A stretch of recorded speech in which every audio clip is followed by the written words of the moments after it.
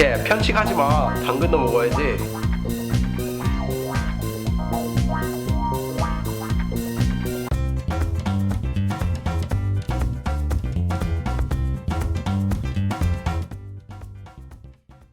Today I wanted to talk about basic Korean sentence structure.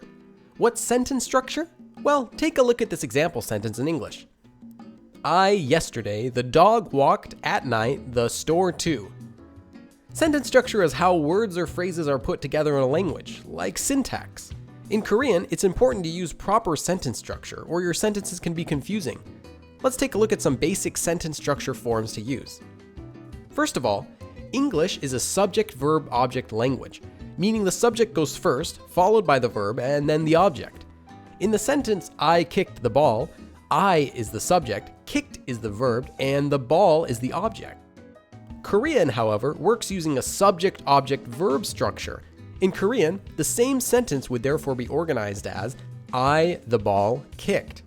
This is perhaps the most basic thing to learn about the Korean language. Once you have a good understanding of how Korean puts objects before verbs, then learning everything else can come a bit more quickly.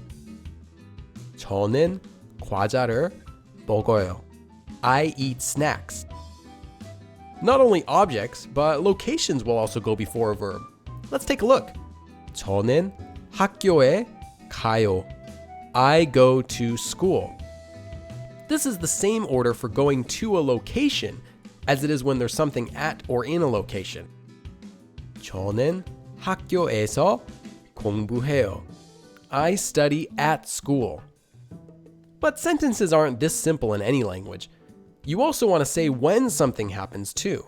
In English, we most often add the time that something happens at the beginning of a sentence or at the very end of a sentence. In Korean, it's most commonly added to the beginning of a sentence or phrase. Take whatever normal sentence you are making without a time and add the time right at the beginning. 오늘 저는 학교에서 공부할 거예요. Today I will study at school. It's also acceptable to add the time after the subject. 저는 오늘 학교에서 공부할 거예요. Doing this will have the same meaning, but it'll make the time a bit more emphasized. When you want to be a bit more specific, state time going from the largest units to the smallest ones. For example, 오늘 오후 2시 30분에 학교에 가요. Today I'm going to school at 2:30 p.m. Today is the largest unit of time, followed by the time of day, here 오후 p.m., followed by the hour, and then the minute. But sentences like this can be a bit bland. There are no adverbs or adjectives, which help to add depth to sentences by adding more information to them. In English, we can put adverbs after verbs or before. The sentences, I dance slowly or I slowly dance can both be fine in English, but in Korean, things don't work that way. Adverbs in Korean should be added directly before the verb they're describing. 내일 집에서 열심히 공부할 거예요. Tomorrow I'll study hard at home. Fortunately, adjectives work the same way as they do in English. Put an adjective directly before the noun it's describing in a sentence. 저는 더러운 방에서 공부할 수 없어요. I can't study in a dirty room. If you have multiple adjectives, connect them together, and then conjugate just the last one before the noun. 저는 크고 맛있는 케이크를 먹고 싶어요.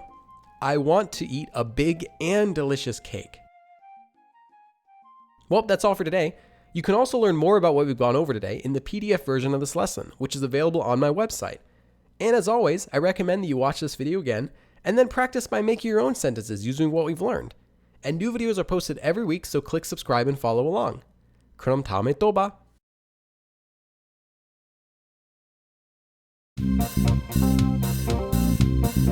오, 다 먹었네? 그럼 내가 설거지 할게.